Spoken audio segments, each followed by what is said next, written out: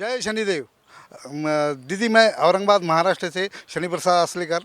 आपसे मैं ये जानने की कोशिश कर रहा हूँ दीदी, मैंने सुना है कि आपका औरंगाबाद में बहुत बड़ा शनि आश्रम है जहाँ पर नवग्रह स्थापन है। वहाँ पर एक 14 जनवरी मकर संक्रांति के दिन बहुत बड़ा शांति शनि अनुष्ठान होता है, जिसके बारे में मैं आपसे जानना चाहता हूँ कि ये अनुष्ठान होता क्या है, ये नवग्रह शांति होती क्या है और ये मकर संक्रांति के दिन ही क्यों होती है। अगर आप आपके श्रीमुख से अगर ये थोड़ा सा हमें गाइड कर दीजिए तो हम जैसे भक्तों का कल्याण हो जाए और हम लाभ उठा सके उसका। दीदी, जय शनिदेव। प्रसाद असलेकर जी, आपको बहुत बहुत धन्यवाद। आपने बहुत अच्छा प्रश्न किया है। आपके प्रश्न का उत्तर सबके लिए बहुत ज्ञानवर्धक रहेगा। आपने जानना चाहा है कि मकर संक्रांति का ऐसा क्या महत्व है कि मकर संक्रांति के दिन ही हम हमारे शनि आश्रम औरंगाबाद में बहुत बड़े पैमाने पर नवग्रह शनि शांति महामृत्युंजय महायज्ञ प्रतिवर्ष किया करते हैं। यह मकर संक्रांति महोत्सव मनाकर नवग्रहों को प्रसन्न किया करते हैं या समस्त कष्ट निवारण के लिए इस दिन का चुनाव किया करते हैं।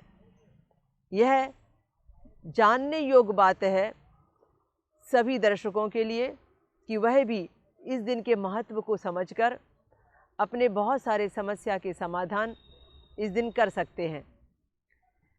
तो दर्शकों, पहले मैं आपको ये बताऊं कि जनवरी महीने में प्रतिवर्ष 14 जनवरी के दिन मकर संक्रांति का त्यौहार आता है।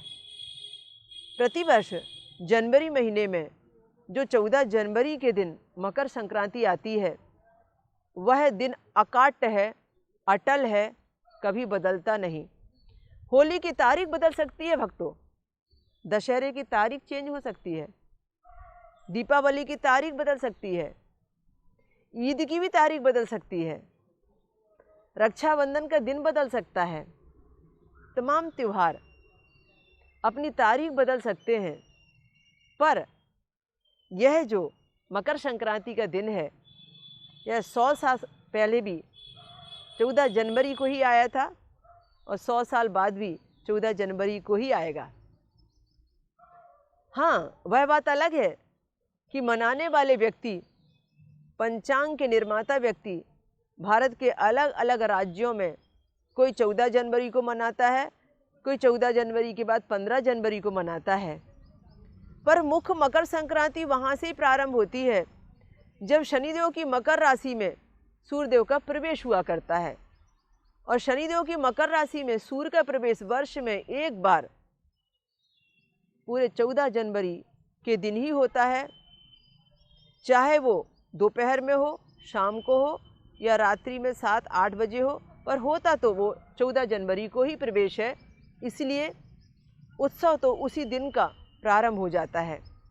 दान पुण्य धर्म के लिए दूसरा दिन यानी 15 जनवरी चुना जाता है, जिसे हम करी दिन की परिभाषा दिया करते हैं। अब देखिए मकर संक्रांति का महत्व क्यों है और इस दिन हवन, यज्ञ, जाप, दान, शांति पूजा, पवित्र स्नान या कोई भी पुण्य कार्य करने का लाभ हमें कैसे मिलता है और कितना ज़्यादा मिलता है। शनिदेव की जो मकर राशि है उसमें सूर्य नारायण का जब प्रवेश होता है तो पिता और पुत्र का मिलन होता है।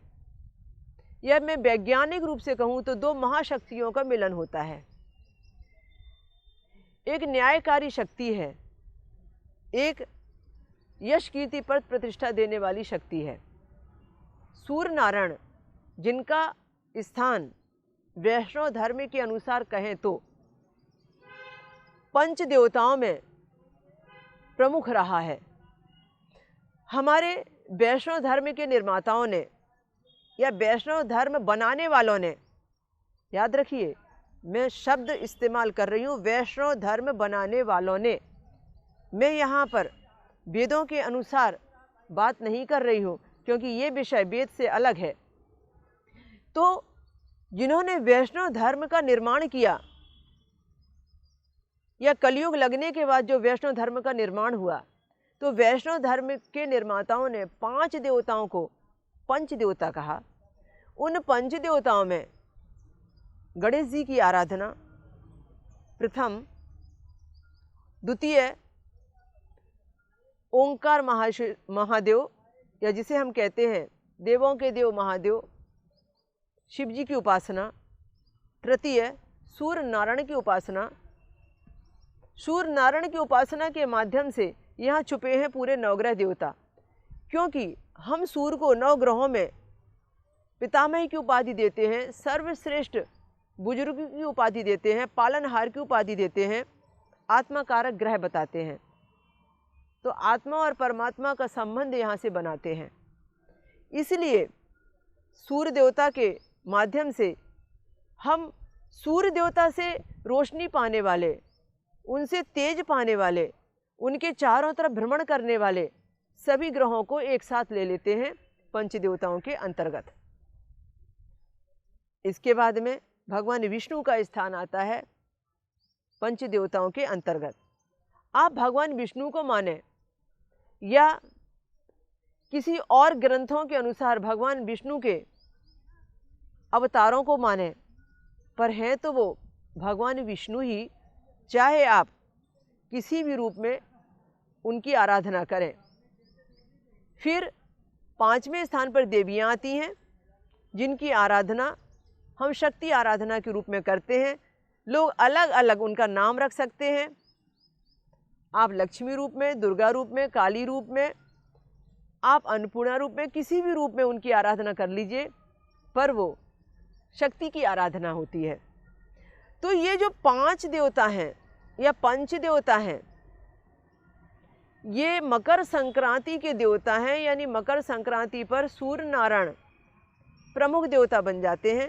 और सूर्य नारायण के साक्षी में यदि हम सूर्य से संबंधित दान पुण्य धर्म करते हैं तो हमें उसका लाभ साल भर मिलता है। और शनिदेव उस दिन बहुत प्रसन्न होते हैं, क्योंकि उनकी मकर राशि में उनके पिता सूर्य नारायण का प्रवेश हो रहा होता है। तो 2 महाशक्तियों का मिलन हो रहा होता है।